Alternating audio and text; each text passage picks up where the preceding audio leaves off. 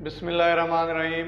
Class से हमारा syllabus है रिएक्टिव इंटरमीडिएट्स का, और रिएक्टिव इंटरमीडिएट में हमने कार्बीन के बारे में इन डिटेल डिस्कशन कर ली थी कि कार्बीन क्या होता है। उसके अलावा हमने उसके मेथड ऑफ जनरेशन भी डिस्कस कर लिए थे।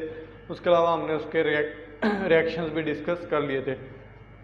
इसी तरह उसके बाद हमने नाइट्रीन के ऊपर एक ब्रीफली डिस्कशन की, ठीक है। हमने उसके मेथड ऑफ जनरेशन, उसका इंट्रोडक्शन डिस्कस कर लिया, और उसके कुछ रिएक्शन रहते हैं वो आपको करवा दिए जाएंगे कि वो रिएक्शन किस तरह से रिएक्ट करता है, ठीक है जी। उसके बाद अगला जो हमारा रिएक्टिव इंटरमीडिएट है वो है बेंजाइन, ठीक है जी। बेंजाइन का अगर हम इंट्रोडक्शन देखें कि बेंजाइन होता क्या है, तो इसको हम अराइन भी कहते हैं, ठीक है। ये हाईली रिएक्टिव स्पीशीज होती हैं और ये डिराइव की जाती हैं एरोमेटिक रिंग से। और ये डिराइव किस तरह से की जाती हैं कि जो दो सब्स्टिट्यूएंट लगे होते हैं किसी एरोमेटिक रिंग में, फॉर एग्जांपल बेंजीन रिंग है, उसके ऊपर दो सब्स्टिट्यूएंट लगे हुए हैं। अगर हम उन सब्स्टिट्यूएंट को रिमूव कर दें तो उसके नतीजे में एक ट्रिपल बॉन्ड आ जाता है उस बेंजीन रिंग में। तो इस तरह का जो स्ट्रक्चर होता है या स्पीशी होती है उसको हम क्या कहते हैं, अराइन कहते हैं या बेंजाइन कहते हैं, ठीक है जी। The most common arynes are ortho, but meta and para arynes are also known, ठीक है जी। ऑर्थो भी होती हैं ये वाले अराइंस, और मेटा और पैरा की फॉर्म में भी पाई जाती हैं। Ortho arynes are examples of strained alkynes, यानी जो ऑर्थो अराइन होती है ना वो स्ट्रेन्ड अल्काइन होती हैं। अब हम देखते हैं ऑर्थो कौन से होते हैं, पैरा कौन से होते हैं और मेटा, ठीक है जी। ये आपको तीन आइसोमर नजर आ रहे होंगे। ये आर्दो बेंजाइन है, यानी ये ट्रिपल बॉन्ड इस तरह से है इसके दरमियान इस तरह से, ठीक है। मेटा बेंजाइन में क्या है कि फ्री रेडिकल टाइप इलेक्ट्रॉन है, एक इधर है और एक इधर है, ठीक है जी। पैरा बेंजाइन में क्या है कि ये एक इधर है और एक इधर है, ठीक है। इनमें ये मोर स्टेबल समझा जाता है, लेकिन ये होते हाईली रिएक्टिव है सारे, ठीक है। इन तीनों में से कुछ ये थोड़ा बहुत स्टेबल होगा, ठीक है। ये तो हाईली अनस्टेबल है, ठीक है जी। उसके बाद benzene is an example of Arain. Arain में YNE आता है, और YNE का मतलब क्या होता है, triple bond. There is no ordinary triple bond as the second pi interaction result from a weak interaction of sp2 hybrid orbital lying in the plane of the ring, ठीक है। इसमें कोई मतलब ना ऑर्डिनरी ट्रिपल बॉन्ड जैसे आम triple bond होता है जिसकी कैरेक्टरिस्टिक होती है, यानी जो sp हाइब्रिडाइजेशन से बनता है, उस तरह का ये ट्रिपल बॉन्ड नहीं होता, लेकिन इसमें ऑर्डिनरी इंटरेक्शन होती है, ठीक है जी। और ये वाला जो ट्रिपल बॉन्ड होता है ये नॉन लीनियर होता है, क्योंकि इसमें ये 6 मेंबर्ड रिंग में होता है। Benzene is strained and highly reactive. ये जो बेंजाइन होता है ये स्ट्रेन्ड होता है और ये हाईली रिएक्टिव होता है, ठीक है जी। ये अब इमेज दिखाया गया है बेंजाइन का, ये डिफरेंट फॉर्म दिखाई गई है। ये ट्रिपल बॉन्ड है इधर, ठीक है। इसको इस तरह से भी लिख सकते हैं और इसको इस तरह से भी लिख सकते हैं। ये उसका ऑर्बिटल ड्रा किए गए और वो ये आपको उसकी इमेज या पिक्चर दिखाई गई है, ठीक है जी। अगर हम इसमें बात करें, the image shows the electrostatic potential for benzyne. The more red an area is the higher the electron density and more blue an area is the lower the electron density. यानी इस पे ये एक रेड एरिया है इस side वाला, आपको पता नहीं थोड़ा शायद कम नजर आ रहा होगा, ये रेड वाला एरिया है, और ये वाला क्या है, ब्लू। ये जो रेड एरिया है इस पे इलेक्ट्रॉन डेंसिटी ज्यादा है, और ये जो ब्लू वाला एरिया है इस पे इलेक्ट्रॉन डेंसिटी कम है, ठीक है जी। उसकी वजह क्या है, क्योंकि यहाँ ट्रिपल बॉन्ड बना हुआ है, यहाँ क्या है, डबल बॉन्ड है, रेजोनेटिंग है, ठीक है जी। Here we see the triple bond as a region of high electron density, यानी रेड, यानी जो ट्रिपल बॉन्ड होता है वो हाई इलेक्ट्रॉन डेंसिटी यानी रेड एरिया पे है। As a result of non linear triple bond, इसके नतीजे में क्या बनता है, नॉन लीनियर ट्रिपल बॉन्ड बनता है। Benzene is highly reactive, benzene बहुत ज्यादा रिएक्टिव होते हैं। बेंजाइन बेसिकली है क्या, रिएक्टिव इंटरमीडिएट है, और ये एडिशन रिएक्शन जाता है, tends to go addition reaction, यानी मोस्टली हमें एडिशन रिएक्शन देता है। अब हमारा नेक्स्ट टॉपिक है जी वो जनरेशन ऑफ बेंजाइन, कि हम बेंजाइन को किस तरह से जनरेट कर सकते हैं, किस तरह से। तो benzene can not be isolated, हम इसको आइसोलेट नहीं कर सकते। In fact it has life time of only 20 nano second. इसका जो लाइफ टाइम होता है वो 20 नैनो सेकेंड होता है। हम इसको ट्रैप करते हैं। वैसे जो कार्बीन और नाइट्रीन है उनको भी हमने देखा है कि वो हाईली रिएक्टिव होते हैं, उनको भी हम ट्रैपिंग रीएजेंट यूज करते हैं ट्रैप करने के लिए। This result from the high reactivity of molecule leading it to dimerize with itself if left longer than this। अगर ये इस टाइम से ज़्यादा रहता है तो ये अपने दूसरे मालिक्यूल के साथ मिलकर डाइमराइज हो जाता है, डाइमर बना देता है। As such generation of benzyne in situ is of grave importance in its usefulness, यानी इससे कुछ फ़ायदे हैं, हम इनको डिफरेंट रिएक्शन में यूज़ कर सकते हैं, तो इसलिए हम इसको इन सिटू जनरेट करवाते हैं। ठीक है जी। Many different techniques for benzyne generation exist depending on the reaction conditions required, यानी जो हमारी रिएक्शन कंडीशन होंगी उन पे बेस करके इसकी डिफरेंट टेक्निक है। पहला है जी डीप्रोटोनेशन मेथड है इसका जनरेशन का। This is by far the simplest technique for benzyne generation but is unfortunately amongst the least useful in modern synthetic strategies, यानी जो मॉडर्न सिंथेटिक स्ट्रेटजीज है उसमें ये डीप्रोटोनेशन इतना अच्छा मेथड नहीं समझा जाता।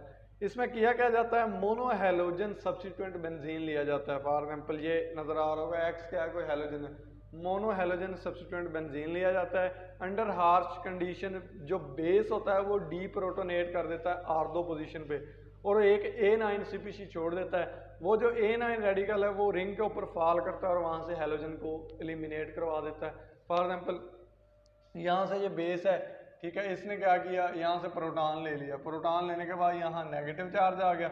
अब ये नेगेटिव चार्ज जिधर अटैक करेगा यहाँ से एक्स एलिमिनेट कर देगा, तो ये क्या बन गया, बेंजाइन बन गया। ठीक है जी, ये एक मेथड हमने पढ़ लिया।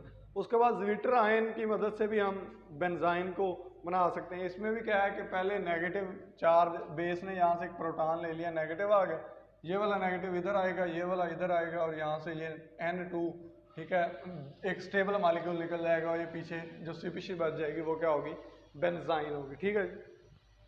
उसके बाद ग्रिग्नार्ड रिएजेंट को भी हम यूज़ कर सकते हैं, ये आपको नज़र आ रहा होगा, ये ब्रोमीन था, हमने इसको मैग्नीशियम और THF के साथ रिएक्शन करवाया तो MgBr बन गया। ठीक है, अब -F MgBr एक स्टेबल मॉलिक्यूल है, ये यहाँ से ऐसे एलिमिनेट कर जाएगा और पीछे क्या बच जाएगा, बेंजाइन बच जाएगा। ठीक है। उसके बाद कोबायाशी प्रोटोकॉल एक और रिएक्शन है, मेथड है जनरेशन ऑफ बेंजाइन का। इसमें क्या किया जाता है, incredible strength of silicon fluorine bond is utilise, यानी ये सिलिकॉन और फ्लोरीन का एक बॉन्ड होता है, उसकी स्ट्रेंथ को हम यूटिलाइज करते हैं। ये आपने देख लेना, पढ़ लेना है, स्लाइड में इस रिएक्शन के बारे में लिखा गया है।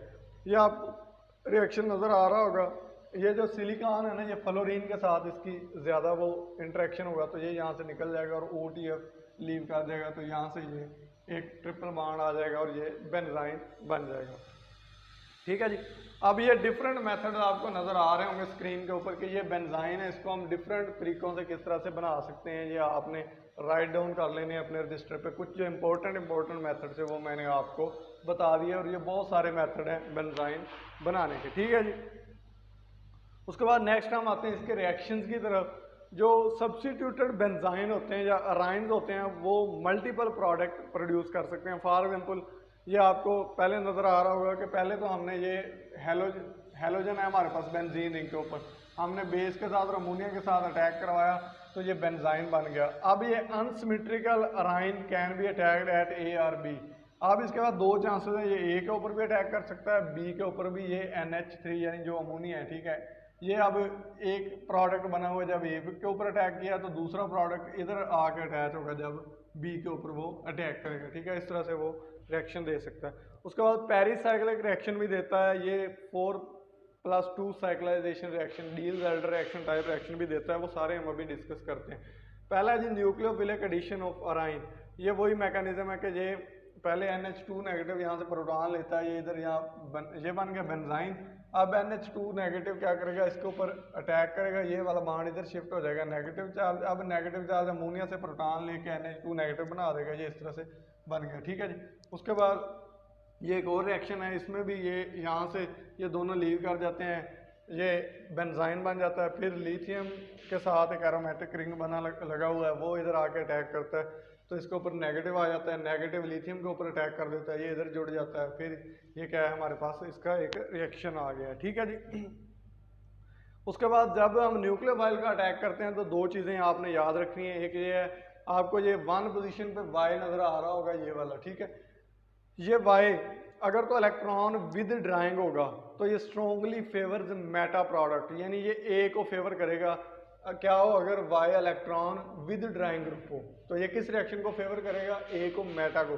अगर जो वाई है वो इलेक्ट्रॉन डोनेटिंग हो, हमारे पास क्या हो, अगर वाई इलेक्ट्रॉन डोनेटिंग ग्रुप हो तो वो मिक्सचर देगा ए और बी का, यानी ये मेटा को भी करेगा और आर्थो को भी ये करेगा फेवर, तो ये दोनों तरह का हमें रिएक्शन देगा।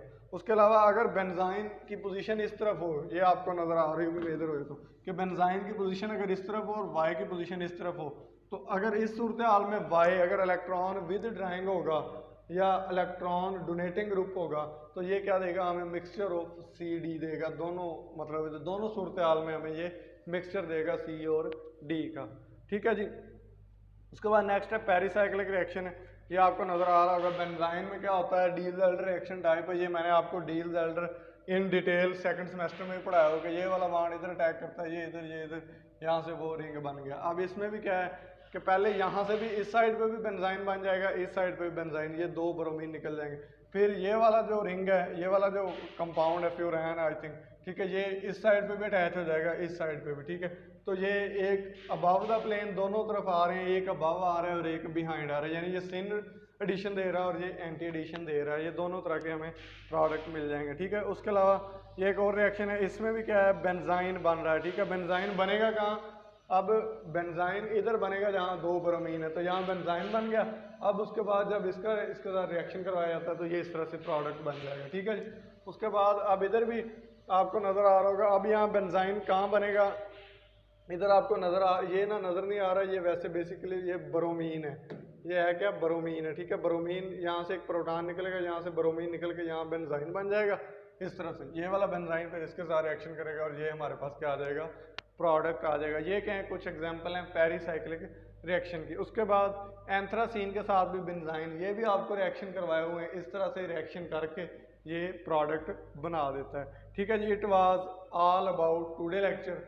आज के लेक्चर में हमने जो हमारा रिएक्टिव इंटरमीडिएट था बेंजाइन, उसको कंप्लीट कर लिया है। हमारा जो रिएक्टिव इंटरमीडिएट का सिलेबस है वो आज कंप्लीट हो गया। उसके बाद अब हमारा फोटो केमिस्ट्री है, तो वो फोटो केमिस्ट्री हम इंशाल्लाह स्टार्ट करेंगे। आपने इसको अच्छी तरह से देख लेना है, तो अगर कोई आपका क्वेश्चन होगा तो फिर हम इंशाल्लाह जूम सेशन लेंगे तो उसमें डिस्कस करेंगे। तब तक के लिए अल्लाह हाफिज़, थैंक यू सो मच।